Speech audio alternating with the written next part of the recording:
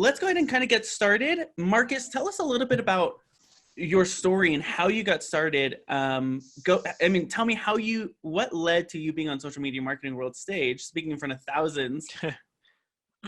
Man, I tell you what, it's been, for me, really, it actually did start in 2008. I own a swimming pool company, and I started that in 2001 with two buddies. So I was just shortly out of college. We were growing the company, and then 2008 hit, and it was in 2008 when I thought we were going to lose the business, and thought we were going to file bankruptcy. And in fact, I had multiple consultants tell me that's what we should do. And so it was during that time that I started to really read about the internet and inbound marketing, content marketing, social media, all that stuff. And what I heard in my simple pool guy mind was, you know what, Marcus, if you just obsess over your customers' questions, you just might save your business. So essentially for 2 straight years, every night I would sit there and I would type out answers to questions that I had heard during the day. And it usually took 1 article or video a day. It was almost for 2 straight years. And of course, to make a long story short, the site became the most trafficked swimming pool website in the world. And I started to write about that and talk about that and suddenly teach about that. And it led to some small events. And then I got invited to speak at the Content Marketing World, the first one. And I met Michael Stelzner and there, and I had invited him to my talk. He didn't know who I was. I just went up to him out of the blue. I said, "Hey, I'm going to talk tomorrow. You want to come?" And he said, "Sure." And so he ended up coming to my talk, and he saw me. And that night, he started to mentor me. It was really, really cool. And I started to write for Social Media Examiner. And a couple years later, I was keynoting from his stage. And then I ended up keynoting again this year. And this was an amazing year because it was like a different subject. It wasn't about really marketing so much. It was about our stories that we have individually and how they matter and why they matter. So I tell people that 2008 was my greatest blessing in life, other than my wife and kids. But you don't realize that in the moment when you're going through the storm. It's like, this kind of stinks, which a lot of people are certainly feeling right now. It's pretty stinky right now for a lot of people, a lot of businesses, a lot of companies. And I will say this too, because so many people know that story about me, that have read the book, and they say, "Marcus, how does this compare to 2008?" And I'll be very frank. This is way harder than 2008, because in 2008, we were able to do things like leave our house. And in 2008, we could still find ways to grow our business, and we could be a bit more creative, right? We weren't being shut down by outside forces. So it is a very, very different time. It's a very different period. Doesn't mean that we can't still find the opportunities, because I know that we can. It does mean, though, that it is more difficult, and I would be the first to admit that. You mentioned something really early on. You said 2008, people were telling you, declare bankruptcy, just close it up. Yeah. It's done.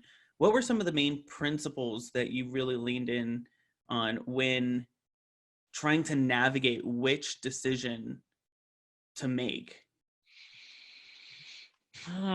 So this is not gonna be potentially a terribly useful answer to everybody, but my problem is we just really didn't have a plan B, right? And sometimes actually that's a good thing. So it was like, we're gonna go, and despite the fact that nobody believes that we should continue going, this is the only plan that we have, and we didn't look left, we didn't look right, we just kept going.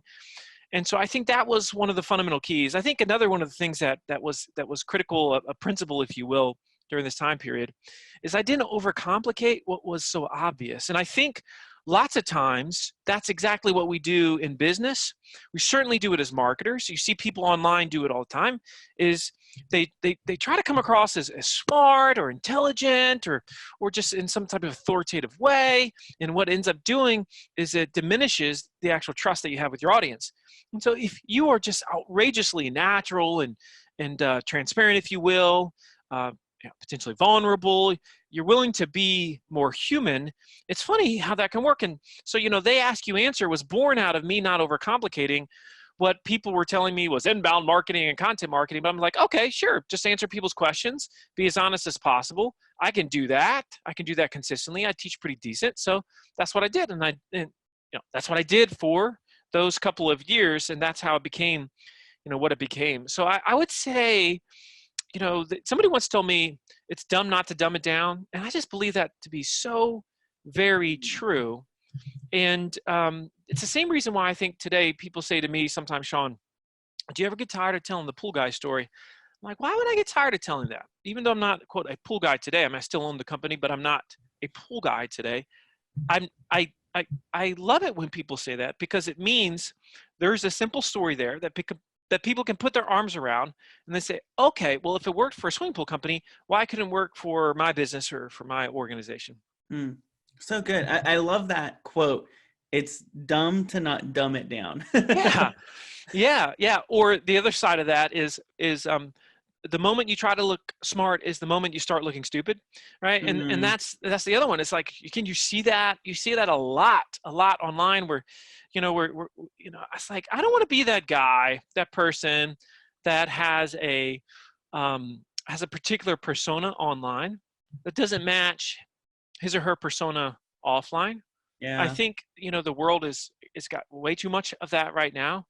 It's like, it's like that hashtag Instagram life. It's like, Yeah. no, we ain't playing that game, right? We're going to keep it real. And it's the same, I think it's the same ways like I write the way that I talk, right? So the way that I talk is, I might say something like, that's the silliest thing I've ever heard. Or that's just that's crazy. Or that's, or that's nuts. Or that's the type of, that's just how I talk, right? Yeah. Well, I write that way too. And it comes across that way. And so I think sometimes when people write, they try to sound smarter than they need to sound. And what it actually ends up doing, it works against them, because it puts a wall between them and their audience, the user, the reader, whoever that might be. Yeah. So, I mean, you have such an incredible story of being on the brink of bankruptcy, finding a simple solution of answering people's questions, specifically your audience, and that growing your business to a place where you didn't have to declare bankruptcy and you were actually growing in a time of crisis. How would you encourage people who are watching right now to come up with that content? Or where did you find those questions? Were you like on Facebook, like searching or Googling, or? Yeah. So literally this is what I did. Okay. I sat down at my kitchen table and I brainstormed every single question I can remember somebody asking me when I was sitting in front of them in a sales appointment or on the phone with them. And I quickly came up with over 100 questions, because if you do this in the right mindset, it's unbelievable how many questions you'll come up with. And that's what's funny to me is, like, you oftentimes hear things about editorial calendars and you hear things about keyword research. And I'm just like, the best keyword tool you're ever going to have is the 2 ears on your head. If you've been talking with people long enough, you certainly know what people are asking, thinking, fearing, and searching. Question is, are you willing to address them? And we were, right? I mean, like, that's the big difference. Is most businesses, frankly speaking, they're just not willing to address the questions their customers want to know. Let me give you an example. Over 90% of service-based businesses don't talk about cost and price on their website. Over 90%.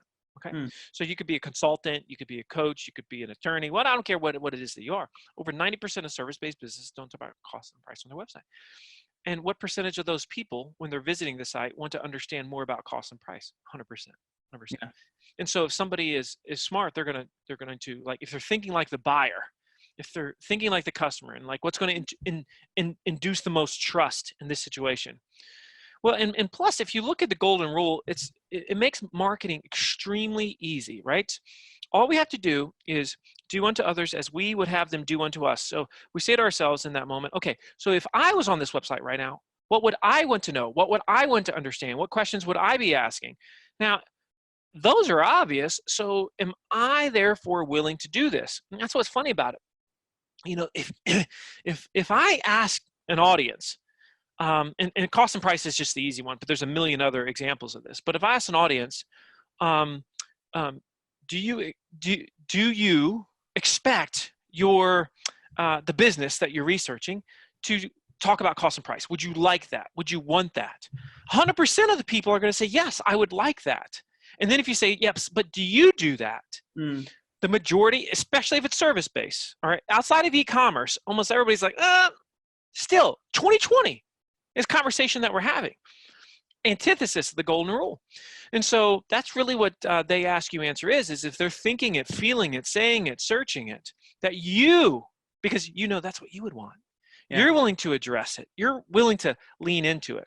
It's no different than another example of this, and this is just a blessing that's come out of this experience. So like I said, I still own my swimming pool company. Swimming pool sales processes work like this. You call pool company comes out to your house, they give you a quote, they might have to come out again to do a site plan, and eventually you might decide to do business with them. And I thought to myself, why do we have to go out to somebody's house? I mean, I know everybody says that, but how come we have to do that?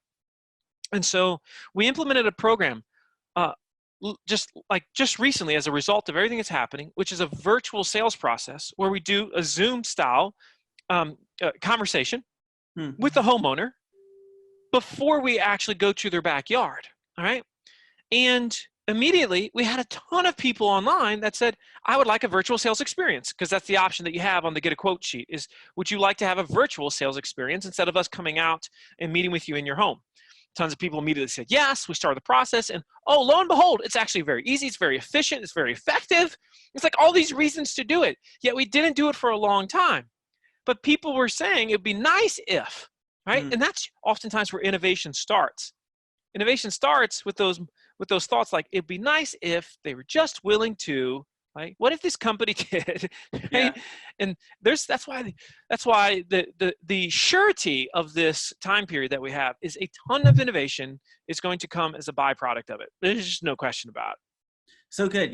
That's actually a practice that I have with my team. Once a quarter, I ask them, okay, let's just take a minute and let's take 30 minutes, write down everything you think it would be nice if we did, right? What are the things that it would be so cool? Maybe it'll happen, maybe it won't, but what are this? Oh man, that would make us the best company in the world if we did X, Y, and Z, or our clients would love us if we did X, Y, and Z. And so I love that. Yeah. Another example of that, Sean, right there is if you said, what are the biggest fears that someone has when they're thinking about buying our product or service? Like exactly as they would say it, exactly as they say it and feel it. And once you write out the fears, then you say, would it be possible to eliminate this particular fear? So you do each one. And so it's no different than like what CarMax did back in the day. CarMax really revolutionized car sales. I mean, just totally revolutionized it. And now a bunch of others are like following, their lead, and Carvana, it could be the next. But CarMax basically said, okay, what are the biggest fears of people buying a used car? And they're like, okay, buyer's remorse is a major fear. Working with a salesperson and haggling, that's a major fear. Buying a lemon, that's a major fear. And so as they listed all these out, they're like, okay, is it possible to eliminate these things? And they literally created programs like the 5-day money-back guarantee. They were the first company in the used car space to ever even think about that.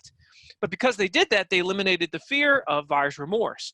You see, this is possible when you lean hard into the fears, you write them down, and you say, without walls and confinements, you say, is it possible that we overcame that particular fear? It's so cool when you do that, because once again, that's the starting point of innovation. So good. You said something about like just creating a ton of content, putting it out, writing it. I know we have a lot of people in our community. Some of them love writing. I mean, they write every single day. Some of them hate writing. Yeah. And they're like, if I have to write a word, I feel like I'm in high school with my English teacher beating me in the back, right? How would you encourage somebody who maybe doesn't enjoy writing, or just doesn't know which platform to pursue? How would you encourage them to find a platform or find a way to get their content out? Right. Okay, so I'm going to say a couple things here, and this isn't necessarily a heartwarming answer, but I think it's an important answer. And I say it based on, one of the things that I've done a ton of over the last couple of years probably is video training, consulting, strategy, stuff like that for brands and whatnot. And so sometimes people say to me, Marcus, video's not my thing. I'm like, really? How do you know video's not your thing? It's just not my thing. Interesting. So would you say that you're a people person? And almost everybody says, yes, I'm actually quite good with people. Interesting. So you tell me that you're really good with people, but yet you're not good on video. And see, the problem is they're seeing the camera as a camera and not as a person, because the moment you start acting like that camera really is somebody that you're sitting down with at the coffee shop having a conversation with, everything starts to change. You Mm. know, I find that the majority of people that say they're not good on camera are actually pretty good. Now with writing, it's more difficult than that.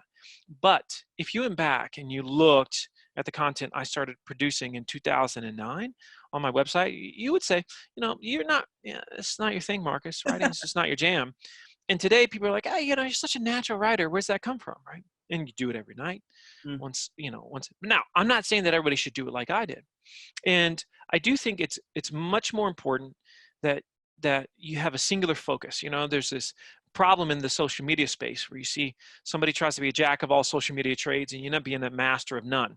Mm. So like for the most part, I don't really post on Facebook. People are like, why are you not on Facebook? I'm like, because I'm flat out killing it on LinkedIn. And that's where I put all my energy. That's where I put all my marbles, because when I speak to companies. I don't speak to my friends. I love my friends, but I speak to companies. And I want to stay in touch with said companies because I want to speak there again and again and again. And so that's why I play on LinkedIn, and Mm. that's where my focus is. I'm not on Instagram, not because I don't think it's a good platform. I'm just not going to be great at it. And in fact, I'm not even going to be very good at it. And I don't want it to water down what I'm trying to do on LinkedIn. Mm. Now, I'm not saying that everybody should do LinkedIn. You got to find the right platform for you. Yeah. Now, to the point, Valerie says, you know, you can have videos transcribed these days, which is absolutely the truth. And the thing about video, once you get good at it, it's actually dramatically faster in terms of content production. So like, for example, you know, it's very easy for me at this point because I like talking about this stuff, right? And I talk about it all the time, and you talk about your expertise all the time. So it's easy to shoot 6 to 10 videos in an hour, separate subject matters, you know, and for every minute you talk, that's 100 words of text on Mm. average, right? And so it's crazy how quickly you can build build that up at this point. So I guess my answer is, number one, let's not sell ourselves short of what is possible. We got to be really careful about that, right? Let's not impose limitations on us. Yeah. And the reason why we can't impose limitations is because oftentimes we're wrong. We're actually way more capable than we realize. And plus the marketplace doesn't feel sorry for us, right? Mm. So nobody's ever said, it's okay that they don't have any video on this site, because I'm really quite sure that they're probably nervous on camera. And so therefore that's okay, right? Yeah. Nobody's ever said that before, not a buyer. And buyers are saying, I wish I could see it. Right? They don't have sympathy for our inadequacies or our fears that we have with respect to technology. And I'm definitely not like a great technology guy. Fortunately, it's not my jam, but I do try. Right? Yeah. I do try very hard. But that being said, I think video is one of the fastest ways to scale at this point, especially if you choose the right platform. I think we got to be singular in our focus at first. And then once you really master one platform, you can move on to others. But Mm. you know, don't be a jack of all social media trades and then a master of none, because that's hard to stand out like that. Yeah. You're told so often by like the gurus and experts, you got to be everywhere. Yeah, And what I've I think, discovered yeah, is I just it's don't just think that's great overwhelming. advice. I don't think it's very good advice. Yeah. I think that's overwhelming. And I think that at least for me, sends the wrong message. Now, in a perfect world, were you everywhere effectively, right? Yes, yes, right. But you know, if you got a team of 20 that's working for you, well, you can be everywhere, Mm. right? That's no problem. But if you are the team, or if you only have one or two people helping you, you're not going to be everywhere. I mean, I've got a full-time videographer that works with me. That, but I mean, at this point, I haven't always said that, but I have that at this point. But I can't still. I'm not going to try to be everywhere. It's just not. It's not my thing. Yeah. And the more that I focus on, like in my case again, LinkedIn, just the more business it generates for me. It generates a ton of Mm. business. A ton of business. It's great. Yeah. So I'd love to know in the chat as well as on the live stream what your one platform is. I know I breathed a huge sigh of relief when I first heard that, because I thought, oh, I don't have to be everywhere. I can really kill it on one platform. So I Mm-hmm. really appreciate that, Marcus. We actually had a question come in from Eric, who asks, what platform would you use now if you were to start over? And then what platform would you use to go live with all your clients? And then whose questions are you answering? Are you answering your existing clients or your buyers? What specific questions are you answering? So there's a couple things about that. Let me focus on the questions first, and this is really, really relevant. And if you haven't read this and they ask you answer, there's a ton in my book on these things. But essentially, in every single industry, the core questions that people want to know when they're researching a product, a service, a company, whatever it is, they want to know 5 essential subjects. And most companies ignore these 5 essential subjects. And these 5 essential subjects are: number 1, they want to understand cost, price, rates, etc. Number 2, they want to understand what are the negatives, the issues, the problems. In other words, how could this blow up in my face? Because when we're getting serious about engaging someone or something, we're getting serious about buying something, we want to know what could go wrong. So number 2 is the problems. Number 3 is comparisons. We love to compare stuff because we want to feel like we've properly vetted the thing. And so as to do that, we try to always find at least 2, 3, maybe more, so as to say, okay, I've really done my legwork, I've done my research, and now I feel like I understand the difference. And so everybody that's listening to this right now has heard questions before, like, hey, if you were me, which would you choose? I'm looking at this, I'm looking at that. Tell me why should I go with that particular one, right? Number 4 is we're obsessed with what other people are saying about products or services, in other words, reviews. And number 5, we want to know the best. We love searching and finding out what the best is for whatever that thing is that we're looking at. So cost, problems, reviews, comparisons, and best. Those are the big 5. Now, here's what gets really, really interesting. If you're trying to create content that helps you dramatically with sales, and you can use it for sales enablement material, that if your sales team, and that could be you, would be very useful to them, big 5 all day long, because that's the questions they're getting all day long. Notice these questions are bottom of the funnel too. Too many companies, when it comes to their content, they're very fluffy content outside of funnel, and the person that's asking it may or may not be a buyer. So let me give you an example of a really what would be dumb piece of content for me to produce as a pool guy. And again, I own a pool company, right? So this is a simple one, or I could use it for my marketing agency now. It doesn't matter. And I have personally reviewed over 20,000 blog posts at this point. Yeah. I'm telling you what, the majority of blog posts are not in line with this concept that we're talking about right now. So like as a pool guy, if I wrote an article, 5 fun games to play in your swimming pool, right? You can make a video on that too. That might do well on social media, but that's a dumb piece of content for me to produce. Why? Because never has a single buyer asked me that question before. So Marcus, once we get this pool, what are some fun games that we could play in it? It's not what they do. That person's probably not buying a pool at that time. And so we have to think about that.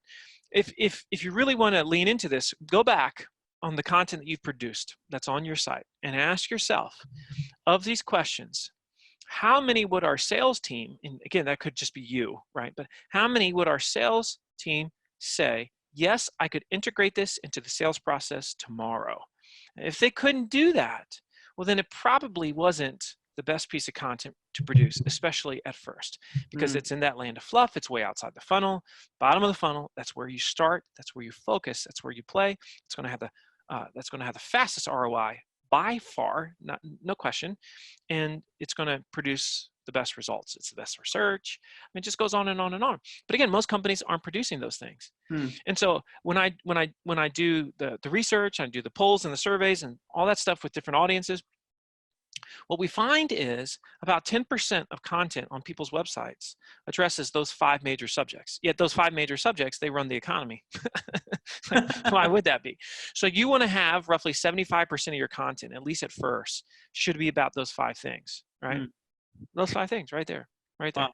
Because just cost alone, there's probably multiple questions that you get about cost. There's multiple questions that you get about, so I heard that, is it true that? Somebody told me that, so is there a problem with, like all those things, right? So I'll do this really, really fast with fiberglass pools, right? So how much does a fiberglass pool cost? How much does an in-ground pool cost? How much does an above-ground pool cost? All those are questions potentially that somebody in my space could be asking. You're like, above-ground pools? Yeah, because lots of times when people are looking for an in-ground pool that goes above the ground, they're literally saying, how much does above-ground pool cost? Problems. What are the problems of the fiberglass pool? Are fiberglass pools cheap? Are fiberglass pools ugly? Do fiberglass pools pop out of the ground? See, ain't nobody generally addressing those, certainly no fiberglass pool guys. We're going to address those because we want to own every conversation in our space. Comparisons, fiberglass versus concrete pools, fiberglass versus vinyl liner pools, stamped concrete versus pavers, which is best for your pool patio, right? That's an example of it, okay? Reviews, a review of the 5 best swimming pool builders in Richmond, Virginia, okay? That's an example of that, right? And That's why today, if you research best pool builders, Richmond, Virginia, you're going to find an article that we wrote on it. And I openly talked about my competitors in that, not in a bad way, but openly talked about them because I wanted to rank for my competitors as well. So today, like an example of this, there's a competitor of mine named Playmore Pools. Okay. And so today, if you type in reviews, Playmore Pools, Richmond, Virginia, okay, you're going to find content that I have written about Playmore. So I am, I consistently have people say, I was almost going to buy a pool from one of your competitors, but I was researching that company and I noticed that you all had openly just talked about them and others. And I was so impressed with your honesty that I decided to call you. Yeah. And so, we've been talking about competitors for years. Again, not negatively, but we openly talk about them because people ask us questions. And No, so I can see. So just to kind of, sorry to interrupt, but I you're can good. see that being a very scary thing for people. You want me to Yeah, talk about my competitors? You want me to share yeah, my pricing absolutely. where my competitors can find it? Yeah. Like, Isn't so. that awesome?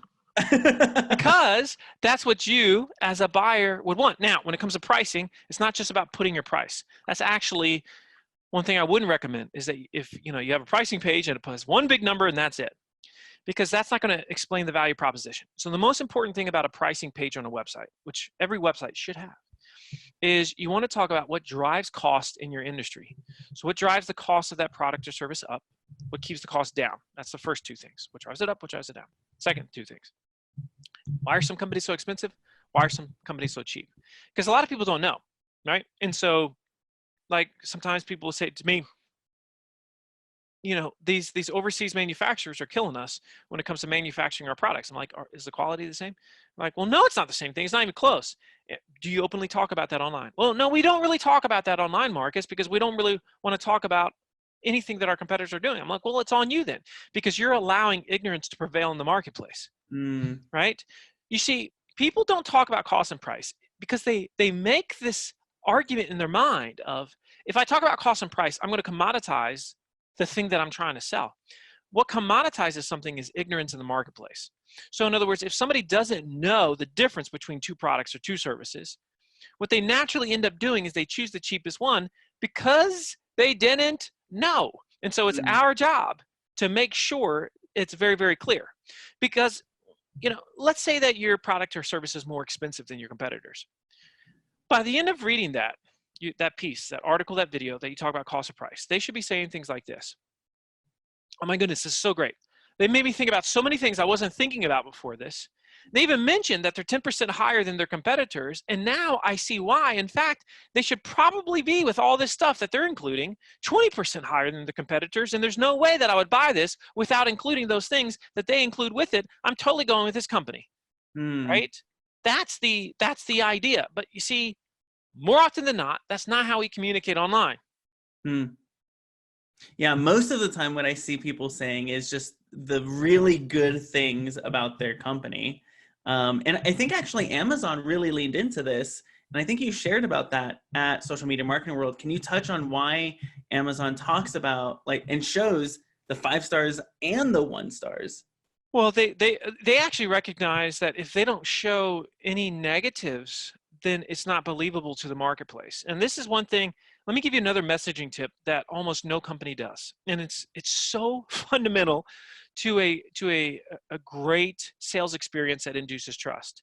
And that is, it's more important on your website in your messaging that you talk about what you're not than who you are, and who you're not a good fit for than who you are a good fit for. But if you look at almost everybody, they say things like, we're the best this, we're the most that, people love us because of this. But it's actually way, way more powerful if I come out and I say, fiberglass pools are not for everybody. So for example, if you're looking for a really, really long pool, well, fiberglass is probably not the best fit for you because they don't get longer than 40 feet. If you're looking for an extremely customized shape or size, once again, fiberglass is probably not the best for you because they come in set sizes.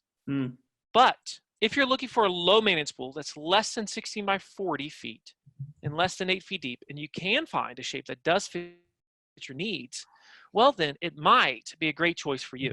Now, the thing about that is, Sean, almost nobody talks like that online. You see what I'm saying? Yeah. Almost nobody's that's not the way that they sound online.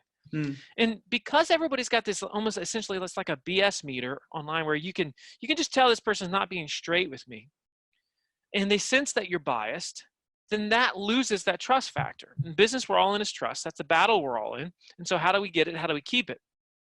By talking about this stuff when nobody else in your space is. And people will commend you for like, wow, I can't believe they openly said their product is not necessarily the best fit. You know, if I was producing a video on concrete versus fiberglass pools, for example, here's how it should sound, just like this. And now, as I'm saying this, and you're listening to this right now in the audience, you think to yourself, how often does a business talk to me like this? So it might sound like this. You know, one of the questions we get all the time here at River Pools is, Marcus, be honest, tell me, why should I choose a fiberglass pool over concrete? Well, the truth is you shouldn't always choose the fiberglass pool. In fact, concrete sometimes is the better option. So what this video is going to do, it's going to explain to you honestly and transparently the pros and the cons of both types of pools. And then hopefully by the end, you'll have a great sense as to which is the best choice for you. And once again, how many businesses talk like that?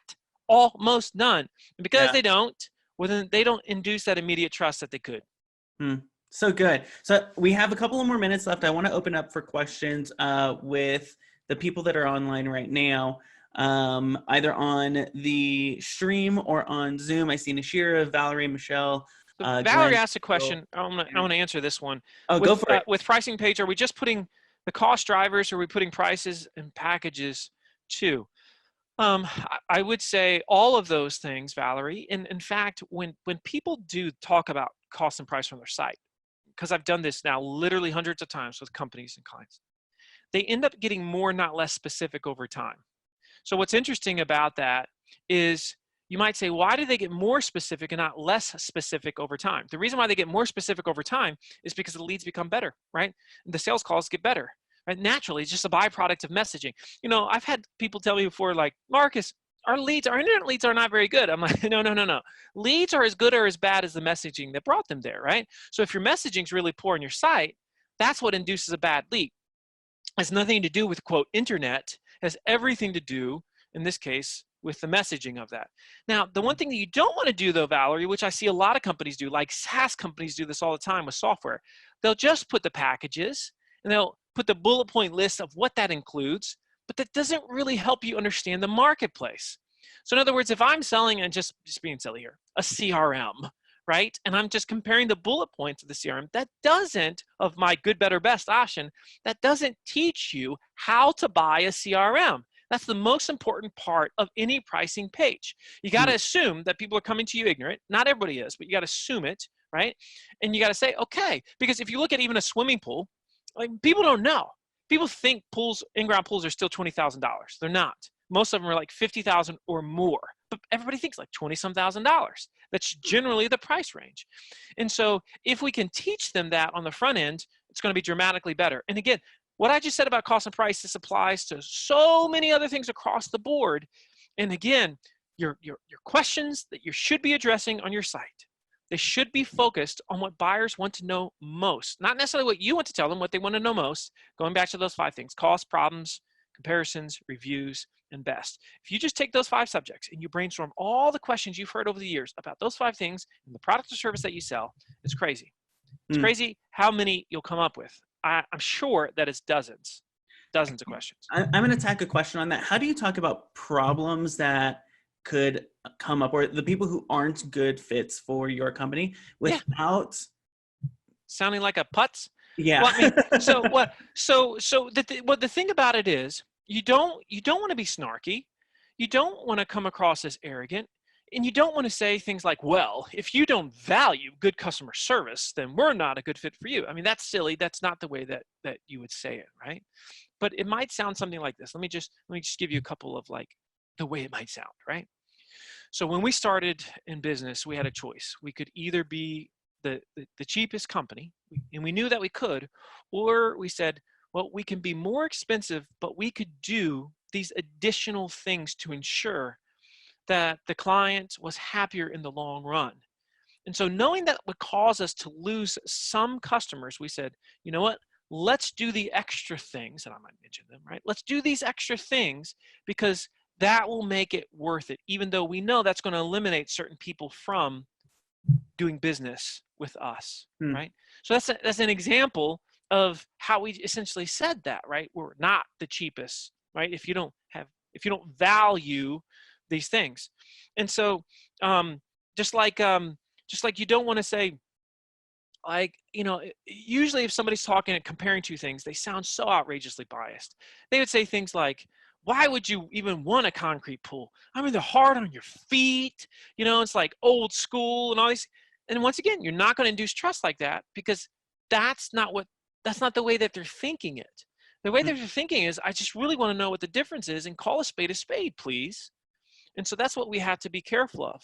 The happiest day in the life of a business, I really believe this, is when they realize what they are not and who they do not want to do business with. It's not when they necessarily recognize who they are, because most of the stress that we have in business, other than when we have like crazy things happening in the world, but majority of the time when like the world's normal and we're just frustrated in business, it's because we took on either a bad employee that we sense was a bad fit, but we felt like we had to take them on, or a bad customer who, once again, we sensed they could be a bad fit, but we decided to take them on because we needed the cash flow, right? When we're willing to walk away, when we're willing to say no, when we're willing to say we're not a good fit, it's amazing what happens, because our overall morale goes way up as business owners or as employees or as people in general, because now we have the ability to exercise choice in a much better way. So good. I love that. Making sure that you're clear about who you don't work with, who would be a bad fit, and who would be even a bad employee, having very clear definitions of what those boundaries are. That's exactly right. And you own it matter of factly. You don't have to be shy about it. You just really, really own it. I mean, we come right out and tell people we're more expensive. That's okay. We're not worried about it. It's the same thing with my agency. Let me give you another example for a service-based business. Service-based business, we say something like this with my marketing agency. Now listen, if you want somebody that does all of your social media for you, in other words, not really interested in learning it yourself, you just want somebody to take it and run and to do your postings for you, well then we're probably not the best fit for you. What we can do is we can teach you how to be world-class doing it yourself. But if that's not a goal, then we're probably not your best option. Now, once again, we say that, and everybody that's like, I want to learn this in-house, I want to be able to do this myself, it's like, awesome. Those that are saying, no, I just want a babysitter, are like, I don't want them. At which point, we don't have to deal with the prospect at that point. We don't have a sales call because everybody knows where everybody stands. That's beautiful to me. Yeah, I love it. Let me check in with Nashira, Michelle, Glenn, Valerie. Any questions, just kind of raise your hand. I'll unmute you, get you on to ask a question. Marcus, I do have a question. So we have a lot of service-based businesses in our community. They're coaches, consultants, service providers. What would be the first thing you'd encourage them to do right now, based off of how you survived and thrived in 2008's crisis, for the next, say 6 months to a year?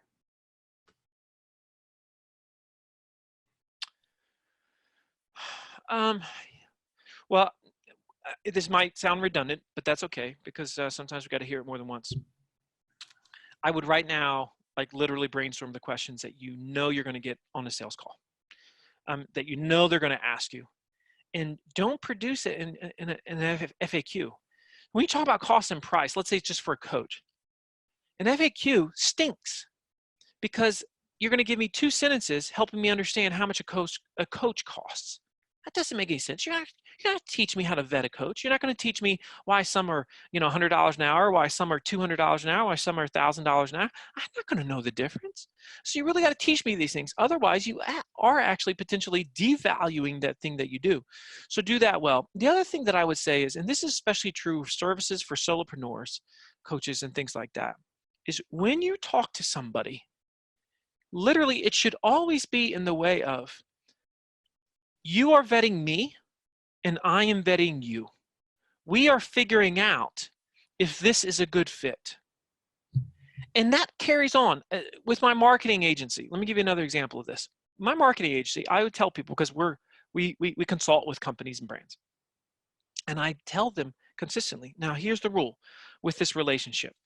You can fire me at any time, right? And you can fire me at any time if you're not getting value.